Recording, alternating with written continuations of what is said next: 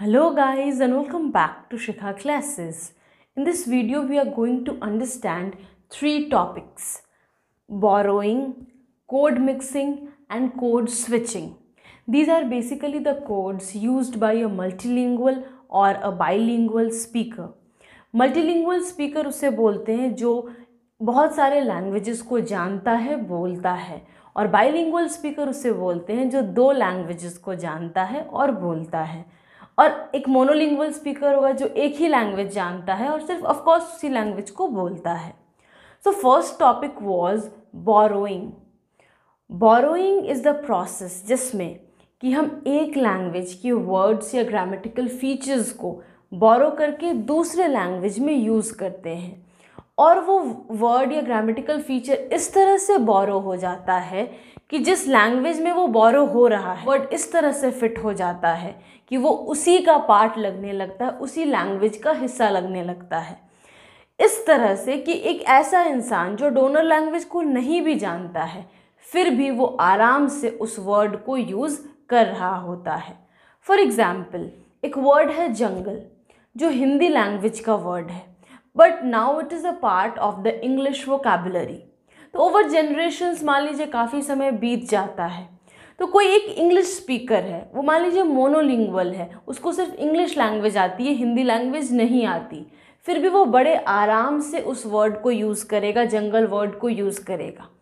वैसे केस में ये जंगल जो है that is from the Hindi language, तो हिंदी लैंग्वेज डोनर लैंग्वेज होगा और इसे हम बोरो कर रहे हैं मान लीजिए इंग्लिश लैंग्वेज में, तो इंग्लिश लैंग्वेज बोरोइंग लैंग्वेज होगा, and the word jungle will be the borrowed word that has been borrowed from Hindi language to English language. उसी तरह से एक वर्ड है ट्रेन, तो ट्रेन एक्चुअली वो इंग्लिश लैंग्वेज का वर्ड है, पर हम आसपास हमारे देखते हैं कि जो ऐसे मोनोलिंगुअल स्पीकर्स हैं जिन्हें ढंग से स्टैंडर्ड हिंदी बोलनी भी नहीं आती, वो local languages, local dialects of Hindi use करते हैं, फिर भी वो बड़े आराम से ट्रेन वर्ड को यूज़ कर रहे हैं।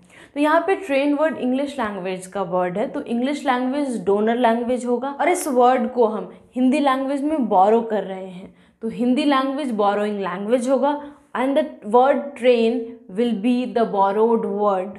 ट्रेन वर्ड हमारे लैंग्वेज में इस तरह से एसिमिलेट हो गया है, मिल गया है कि जिस आदमी को इंग्लिश बिल्कुल भी नहीं आती वो भी बड़े आराम से इस वर्ड को यूज़ करता है। तो आखिर ये बोरोइंग होता कैसे है? लैंग्वेजेस आइसोलेशन में वर्क नहीं करते। जैसे कि मानिए मैं एक बाइलिंगुअल स्पीकर हूँ, मुझे इंग्लिश भी आती है, हिंदी भी आती है, तो जाहिर सी बात है मैं जो भी बोलूँगी उसमें English words, Hindi words mix होकर के आएंगे। इसी तरह से दुनिया भर में बहुत सारे लैंग्वेजेस हैं और सारे लैंग्वेज एक दूसरे के कांटेक्ट में होते हैं, तो जाहिर सी बात है कि उनमें वर्ड्स का एक्सचेंज होगा इफ़ेक्टिवनेस को ऐड करने के लिए उनके राइटिंग में, उनके स्पीकिंग में, और इस तरह से एक लैंग्वेज से वर्ड्स दूसरे लैंग्वेज में बोरो हो जाते हैं। Second topic to be discussed is code mixing. जब हम एक लैंग्वेज के वर्ड्स या ग्रामेटिकल स्ट्रक्चर्स को दूसरे लैंग्वेज के साथ ऑल्टरनेटिवली यूज़ करते हैं एक ही सेंटेंस में या रेयरली कभी एक से दूसरे सेंटेंस में, तो उसे हम कहते हैं कोड मिक्सिंग। फॉर एग्ज़ाम्पल, आज मैं स्कूल 3 आवर्स अर्ली आ गई, तो इस सेंटेंस में स्कूल, 3 आवर्स और अर्ली ये 4 वर्ड्स इंग्लिश के हैं और बाकी के वर्ड्स हिंदी के हैं। जैसा कि हमने देखा कि कोड मिक्सिंग में कम से कम 2 लैंग्वेजेस के वर्ड्स को मिक्स किया जाता है, तो जाहिर सी बात है इसमें 2 लैंग्वेजेस होंगे, तो जो लैंग्वेज मेन है that is called the base language, और उसमें जिस लैंग्वेज को हम मिक्स कर रहे हैं that is called the supra language. तो इस सेंटेंस को पढ़ करके आपको ऐसा लगता है that this is an example of a sentence from Hindi language. आई हूँ, तो ये जो वर्ब है दैट इज़ इन हिंदी, और इसलिए ये स्ट्रक्चर जो है हमारा सेंटेंस का वो एक हिंदी सेंटेंस का स्ट्रक्चर है, तो क्लियरली इसमें बेस लैंग्वेज होगा हिंदी और सुप्रा लैंग्वेज होगा English, also called the source language. अब मानिए कि कोई एक मिक्स्ड सेंटेंस है या एक कॉम्प्लेक्स सेंटेंस है या एक कंपाउंड सेंटेंस है जिसमें एक से ज़्यादा क्लॉजेज हैं, तब हम कैसे डिसाइड करेंगे कि कौन है बेस लैंग्वेज और कौन है सुप्रा लैंग्वेज? वैसे केस में उस सेंटेंस में हम खोजेंगे कि आखिर मेन क्लॉज कौन सा है, और मेन क्लॉज के हिसाब से हम डिसाइड करेंगे कि कौन सा लैंग्वेज को हम बेस लैंग्वेज मानेंगे। जैसे ये लोग इम्प्रेशन ऐसा देते हैं that they are very busy. यहाँ पे दो सेंटेंसेस हैं, ये लोग इम्प्रेशन ऐसा देते हैं, एक सेंटेंस या एक क्लॉज आप बोल सकते हो, और दूसरा that they are very busy. तो जो दूसरा क्लॉज है ये कंप्लीटली एक इंग्लिश सेंटेंस है, और पहला क्लॉज है उसमें इम्प्रेशन एक इंग्लिश वर्ड है और बाकी सारे वर्ड्स हिंदी के हैं। तो इस सेंटेंस में आप देखिए जो पहला क्लॉज है जिसमें कि ज़्यादातर वर्ड्स हिंदी में हैं, जिसका ग्रामेटिकल स्ट्रक्चर भी हिंदी के सेंटेंस का है, that is the main clause, और इसलिए इस पूरे सेंटेंस का बेस लैंग्वेज होगा हिंदी और सुप्रा लैंग्वेज होगा इंग्लिश। और अगर इस सेंटेंस को हम इंग्लिश में ट्रांसलेट करें, this people give the impression that they are very busy. एक और एग्जाम्पल हम देखते हैं, मैं ट्राई कर रहा हूँ। तो बेसिकली ये सेंटेंस देखकर हमें लगता है कि इसका जो मेन वर्ब है ट्राई यानी कोशिश करना, वो तो इंग्लिश में है, लेकिन उस मेन वर्ब से मतलब नहीं है, इन्फ्लेक्शन से मतलब है। जैसे मैं ट्राई कर रहा हूँ, इसे अगर इंग्लिश में बोलना होगा तो हम बोलेंगे आई एम ट्राइंग। तो ट्राई का एक्चुअल फॉर्म क्या है यहाँ पे, वर्ब का फोर्थ फॉर्म, लेकिन वो वाला फॉर्म हमने ऊपर वाले सेंटेंस में यूज़ नहीं किया है, यानी कि इन्फ्लेक्शन जो है वो हिंदी वाले वर्ड के साथ है, कर रहा हूँ। ये उस ऊपर वाले सेंटेंस में try word as a main verb use हुआ है, लेकिन उसके जो इन्फ्लेक्शंस हैं वो उसमें ऐड नहीं हुए हैं। जो different forms of the verb है जो उसके टेंस को बताएंगे वो उसमें ऐड नहीं हुए। इस वजह से हम ये कह सकते हैं कि ऊपर वाले सेंटेंस में बेस लैंग्वेज है हिंदी और सुप्रा लैंग्वेज है English. The third and the final topic to be discussed in this video is code switching. This is the process of shifting from one language to another. Usually code switching तब होता है जब participants change कर रहे हो किसी conversation के, या उस कॉन्वर्सेशन के टॉपिक्स चेंज कर रही हो, या फिर जो पार्टिसिपेंट्स हैं वो भी भले ही सेम हो, जो टॉपिक है वो भी सेम हो, लेकिन उनके बीच के रिलेशन में कोई चेंज डिस्कवर हो जाए, कोई चेंज आ जाए। फॉर एग्जाम्पल, मैं अपने स्टूडेंट्स को पढ़ा रही हूँ इंग्लिश लैंग्वेज में, और उसी वक्त मानिए कि मेरी एक मेड है, वो आती है मेरे लिए चाय रख करके, और वो मुझसे हिंदी में पूछती है कि हम चाय कहाँ रख दें। मैं अपने स्टूडेंट्स को इंग्लिश लैंग्वेज में पढ़ा रही हूँ, I am using the English language, और मैं उसे आंसर दे रही हूँ उसी वक्त कि आप इस चाय को मेरे सामने रख दीजिए या फिर इस चाय को मेरे टेबल पे रख दीजिए। तो मैं इंग्लिश लैंग्वेज से हिंदी लैंग्वेज में शिफ्ट हो रही हूँ। So this is an example of code switching.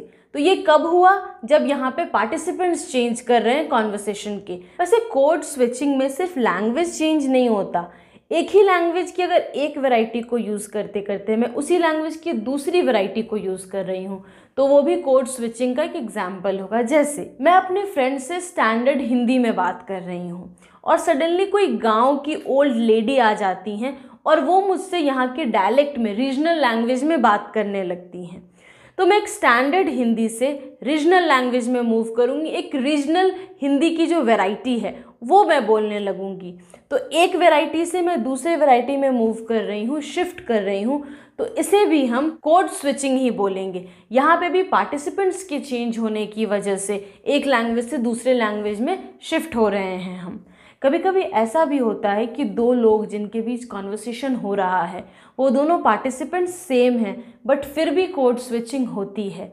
Usually ये तब होता है जब या तो उनके बीच के कॉन्वर्सेशन की टॉपिक चेंज हो जाती है या फिर उनके बीच का रिलेशन चेंज हो जाता है। रिलेशन चेंज होना क्वाइट पॉसिबल है क्योंकि एक आदमी के इस सोसाइटी में मल्टीपल रोल्स हैं। वो सेम पर्सन सेम बच्चे का फादर भी हो सकता है, टीचर भी हो सकता है। सो वो दोनों रोल्स प्ले करेगा और अगर कॉन्वर्सेशन के दौरान उस रोल में एक चेंज आता है, उस रिलेशन में चेंज आता है, suppose there is a shifting between a conversation between a teacher and a student and then during the conversation their relation changes, the topic changes and they start talking like a father and a son, तो उनके बीच एक language का भी change होगा और वैसे case में हम कहेंगे that this is an example of code switching। मान लीजिए एक आदमी एक सीरियस टॉपिक पे स्पीच दे रहा है या फिर दो लोगों के बीच एक सीरियस कॉन्वर्सेशन हो रहा है। सपोज एक आदमी हिंदी लैंग्वेज में एक स्पीच दे रहा है या फिर किसी सीरियस टॉपिक पे किसी के साथ डिस्कशन कर रहा है और बीच में कुछ ऐसा चेंज आता है कि उसे कोई जोक क्रैक करना है। वो स्पीच दे रहा था हिंदी के स्टैंडर्ड वैरायटी में, पर उसी कॉन्वर्सेशन में एक जोक सुनाने के लिए उसे हिंदी लैंग्वेज के ही एक लोअर वैरायटी को यूज़ करना पड़ रहा है, एक डिफरेंट वैरायटी को यूज़ करना पड़ रहा है। तो यहाँ पे क्या हो रहा है, टॉपिक चेंज हो रहा है। एक सीरियस टॉपिक से वो बीच में एक जोक सुना रहा है। इस वजह से यहाँ पे एक ही लैंग्वेज के एक वैरायटी से हम दूसरे वैरायटी को यूज़ कर रहे हैं। तो ये भी कोड स्विचिंग का ही एक एग्जाम्पल होगा। एक और एग्जाम्पल के थ्रू हम कोड स्विचिंग के टॉपिक को समझते हैं। मुझे कॉलेज के प्रिंसिपल के पास एक बच्चे का फादर एडमिशन कराने गया है, तो वहाँ पे उन दोनों के बीच एक फॉर्मल रिलेशनशिप है। दोनों इंग्लिश में बात कर रहे हैं उस बच्चे के एडमिशन के बारे में। एंड सपोज कॉन्वर्सेशन के दौरान ये पता चलता है कि वो गार्जियन और प्रिंसिपल दोनों बचपन के दोस्त हैं। तो वो दोनों जो एक फॉर्मल टोन में, एक फॉर्मल वे में इंग्लिश लैंग्वेज में बात कर रहे थे, वो अपना लैंग्वेज चेंज कर लेते हैं, वो अपने मदर टंग में बात करने लगते हैं, वो हिंदी हो या मराठी हो या कोई दूसरा लैंग्वेज हो। तो यहाँ पे क्या हो रहा है, इंग्लिश लैंग्वेज से हम एक दूसरे लैंग्वेज में स्विच कर रहे हैं, क्योंकि उनके बीच का जो रिलेशन था, एक प्रिंसिपल और एक गार्जियन का रिलेशन, वो कॉन्वर्सेशन के दौरान फ्रेंड्स के रिलेशन में चेंज कर जा रहा है। And therefore this is a wonderful example of code switching. So guys, hope आपको ये तीनों टॉपिक्स अच्छे से समझ में आ गए हों। फिर भी अगर आपके माइंड में कोई डाउट्स रह गए हों, feel free to mention it in the comment box below, या फिर आप मुझे फेसबुक पेज पर मैसेज भी कर सकते हैं, लिंक मैंने डिस्क्रिप्शन में दिया हुआ है। So in the next video with a new topic, till then keep smiling, have wonderful days, and if you like the video hit the like button, share this video with your friends, और अगर आपने subscribe नहीं किया तो subscribe कीजिए और बगल के बेल आइकन को प्रेस कीजिए, ताकि जैसे ही मैं नया वीडियो डालूं आपको नोटिफिकेशन मिल जाए। Thanks a lot for watching.